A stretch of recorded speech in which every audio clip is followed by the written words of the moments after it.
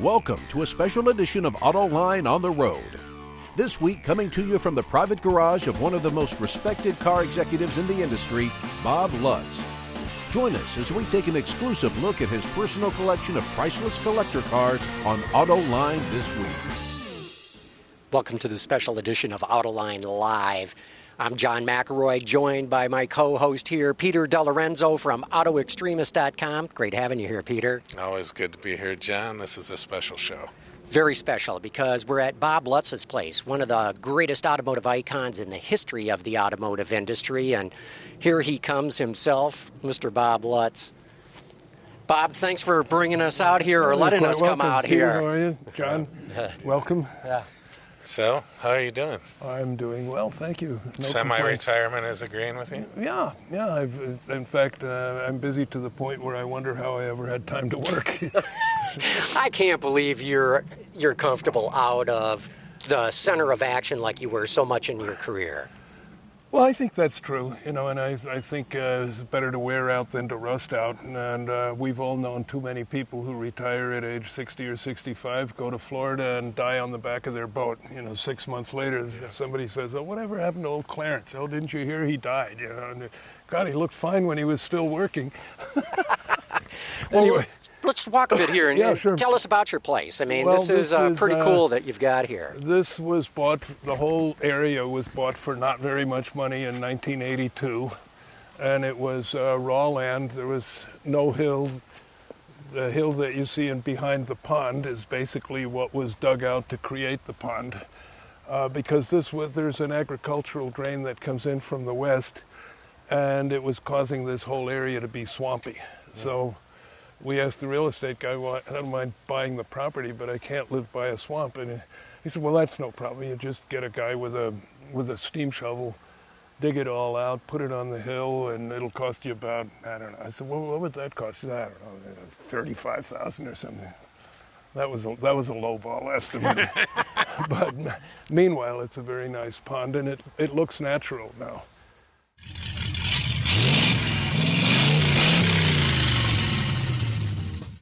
This garage contains about 1,200 horsepower when you add it all up, because this is a ZR1. It's one of the first production specimens, 640 horsepower, and just a delightful, docile car to drive. I love the absence. Strange people say, "Well, don't you miss the V8 rumble?" No, there's no V8 rumble in this. It's just silky quiet. All of the induction noise is soaked up by the forced induction system. And the gearbox is nice, the brakes are nice. To me, this is one of the finest cars of any price I've ever driven. Just love it. Then the other two, this is a very rare Pontiac Solstice. I was going to say, how many did they build of those? 8? I think, no, about a total of 1,000 coupes, of which very few with the turbo engine, and only 4 with the combination of turbo and manual transmission. So this is one of. So you have a very rare piece. It is a rare car, and interestingly enough, a GM dealer up near Milford owns another one. So between us, we have 50% of the ones. But Monteverde. Monteverde, yes, a Swiss car with Italian coachwork over a Chrysler 440 Wedge. There were about 70 of these built. This is a 1971 specimen. What attracted you to this car, other than it was built in Switzerland, which is where you were born? Yeah, but that didn't factor in. I saw this very car at the Geneva show in March of 1971, and I was just stunned by it, because if you put this car in the context of 1971, it's a rocket ship. Well, the proportion and the detailing, everything. Now there's some things on it that look dated. Today you'd move the wheels farther out to the edge of the body. But all of the cars of that era, even Ferraris, everybody had the wheels tucked. Look at an E-Type Jaguar, how ridiculous they look now. And I used to think, oh God, an E-Type Jag, most beautiful car ever built. Now if I had one, I think I'd put spacers in and move the wheels up. Anyway, and it's got a beautiful interior, and with the Chrysler 440 wedge and the 3-speed torque flight, driving through a Jaguar independent rear end, 4-wheel disc brakes with the dual circuit brake system, all of the, the modern conveniences of the early 70s. It's a nice car to drive. Air conditioning works, and it's nice. Beautiful color too. That midnight blue. It was. It had been sitting in a field for about 30 years when I found it, and it was a metallic silver blue that was clearly beyond repair. And I decided I wanted midnight blue with the light tan Connolly leather. Yeah. What I find about it is such a low cowl and belt line and thin A-pillars, something that I don't think we'll ever see again, or not for a long time. Because there's so many elements here that would no longer pass any sort of federal regulation, either here or in Europe. Look at the roof crush with those A-pillars that look like toothpicks, and all that glass and the thin roof and so forth. So, how did you pick the color, Bob? What midnight blue is it? Do you remember? I don't know whose it is, but it was when the restorer just showed me chips, and I said this one. Yeah. But it's going to the Hilton Head Concours in a little while. Oh. I think I'm chief judge or honorary chief judge or chief marshal or something, and they asked me to bring a car, and I gave them a choice, and they wanted this. Sure, because this is so rare. Yeah, it is rare. And this is one where,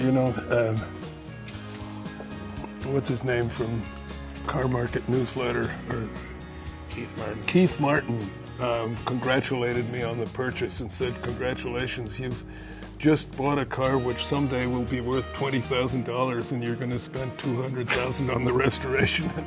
I couldn't argue with him at the time. I just said, well, they're now not naturally well over that joking figure that he cited. And then you've got some. Even the wheels still look pretty. They're small, but it's still a decent alloy wheel pattern, I think. And again, considering the age of the car, that would have been bleeding edge in its day. Oh yeah, absolutely. And then I just love the way the upper comes down. It's actually very similar to the Ferrari coupes at the time.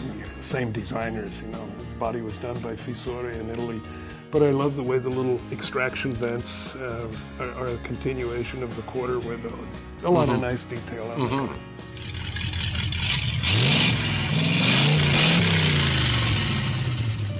This car is a 34 LaSalle, and it's identical to the first car that I have a conscious memory of when my parents in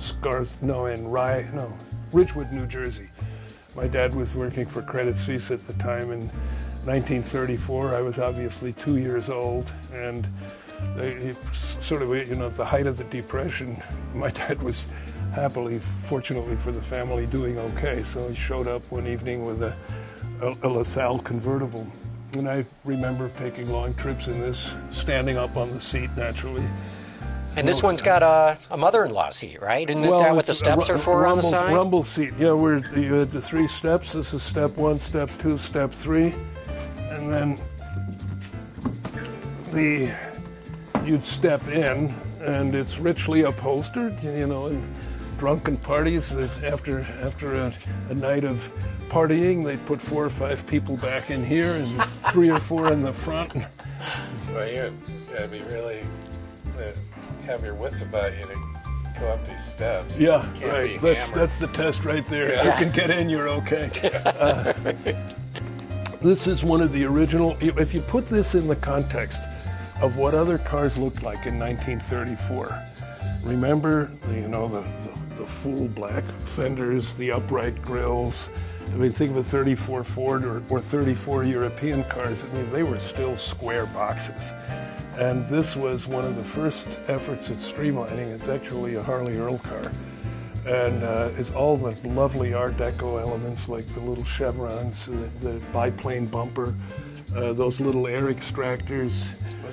This was Harley Earl's claim to fame, right? Yeah, I think so, yeah. This is his first, when they created the art and color section at General Motors. That's right, yeah. For Harley. Yeah. Yeah. I mean, this thing knocked people's socks off. Well, this was a sub-brand to Cadillac. It was a very clever thing to do, because during the Depression, people weren't buying Cadillacs, so they used LaSalle as a discount brand. And they were able to basically build Cadillacs with LaSalle grills and LaSalle badges and discount them heavily and let the Cadillac volume shrink so that the Cadillac image was never... And Packard didn't do that. Packard went down market with the whole line, did great volume for a while, but they lost their premium image and disappeared. So it worked for a while. I think it was probably right to drop it after the war. There was plenty of demand for Cadillacs. There was no need for the discount brand anymore.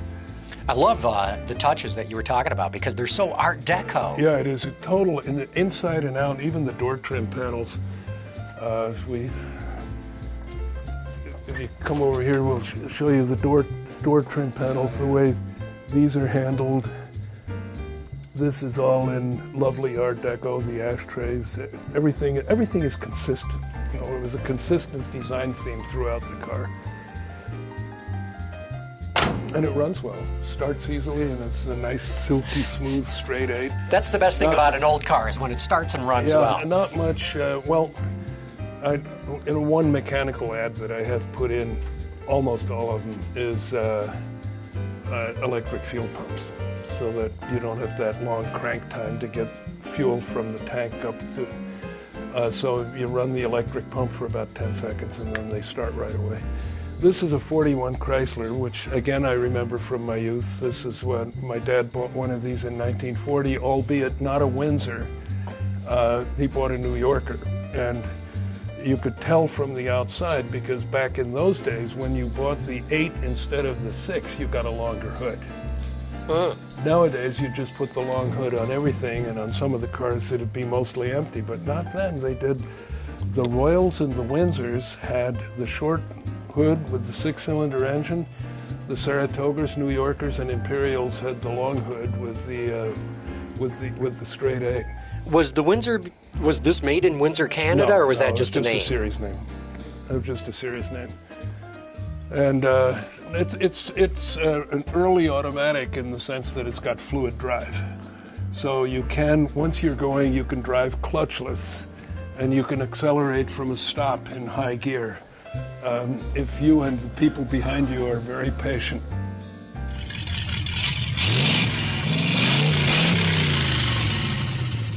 I think it was probably inspired by the fact that Briggs Cunningham with the race cars was getting a reliable 300 horsepower out of the 331 Hemi engine, and since Chrysler engine engineers had done most of the work for Cunningham on getting the engine up to that power level, they decided, and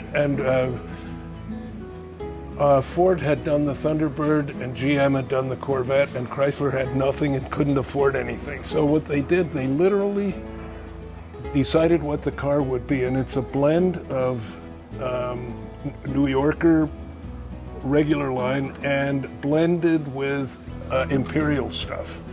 So the grille is Imperial with the 2 sections.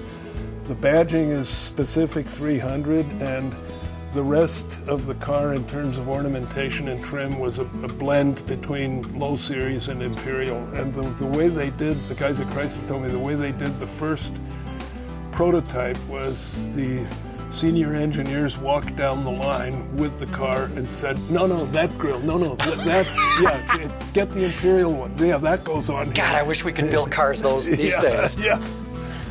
And then you got some serious motorcycle. Yeah, okay, wait, we're not done with the 300 yet. It is even today a very fast car, but like all American cars of the era, you transform the handling by putting modern steel belted radials on, because the old bias ply tires, this thing would, 2 lanes wasn't enough at 70 miles an hour.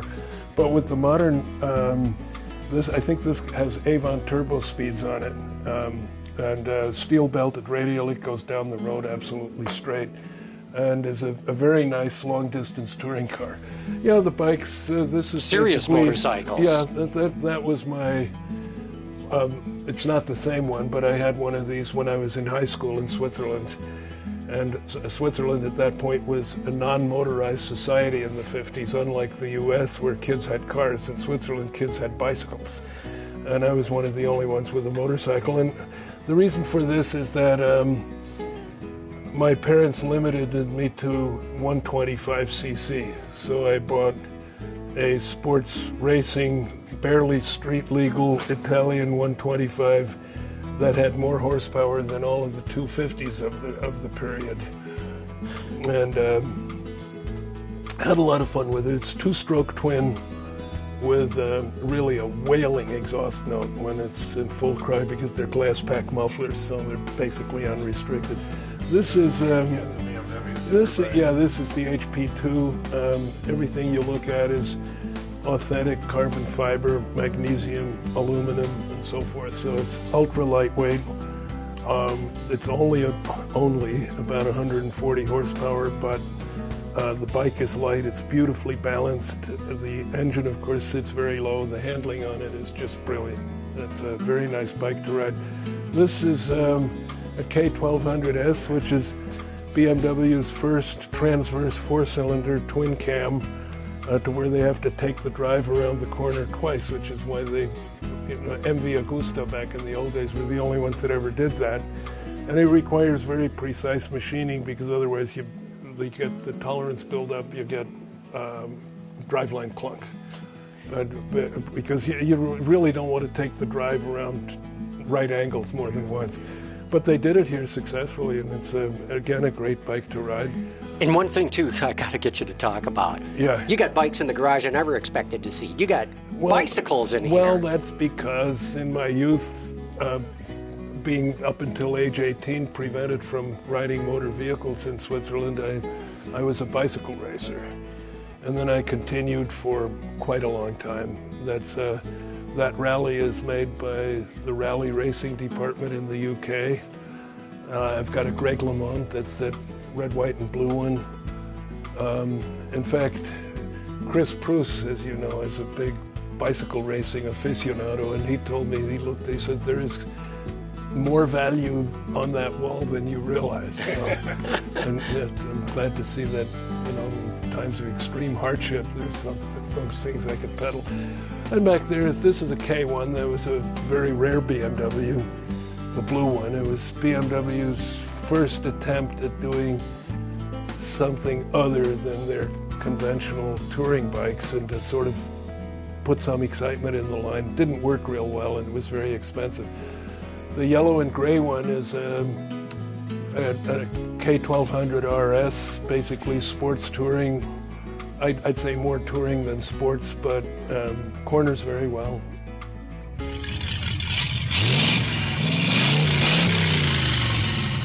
This is one of the world's most capable, you want to call it a 16-passenger sport utility if you want, or 16-passenger convertible if you take the top off.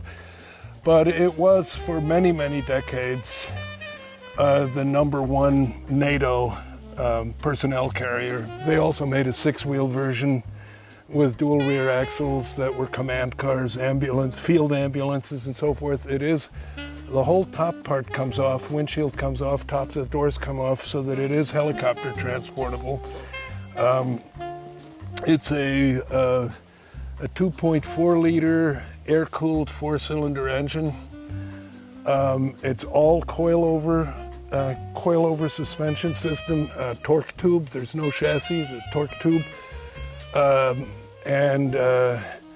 There's a hub reduction, so the drive goes in at the top of the wheel, and then there's a gear train, and the actual shaft comes out. So at the tremendous bottom. ground clearance. Oh, I mean, this will go. Frankly, this should be labeled an Hummer H1 recovery vehicle, which it truly is. Where were they made? In Austria by Steyr. And these were the Swiss Army ones, and the That's running condition, right? That's running condition. This one. Oh yeah, it's only got 12,000 miles total on it, and the Swiss Army didn't use them much, and they maintained them immaculately. I mean, getting one from the Swiss Army was like buying a new vehicle. This is one of these. I won't try to tonight. I will not be selling this to you. This car is an authentic 1952 Cunningham. It's a continuation. It's a continuation. I think it was Larry Black did those at Cunningham, and it's absolutely authentic in every detail.